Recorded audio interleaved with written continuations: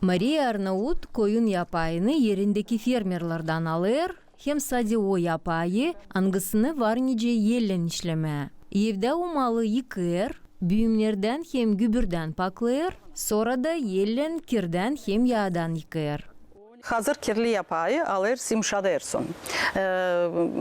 Haşlak suyla yıkayacağım, bir su çıkaracağım onu kirden.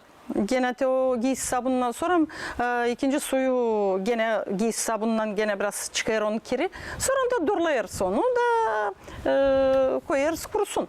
Yıkanmış yapayı Maria dışarıda güneşte kurudur. Sonra düyer onu.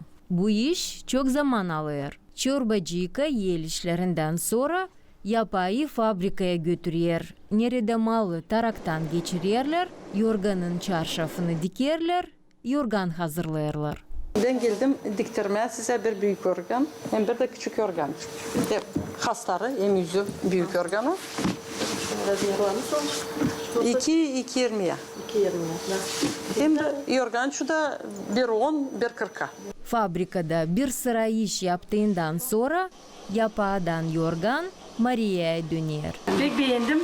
Pek kırnak kişisiniz hem de pek çalışkansınız. Sağ olun, sağ olun. Biz savaşırız. Yapağdan yorgan unikal mal. Angısı evdeki işleri hem fabrika kalitesini birleştirir. Gösterip koyun yapayın evcimanlıkta kullanmasını. Svetlana Dimitrogla, Vyacheslav Kısa, Maria Kazaku, GRT Haberler.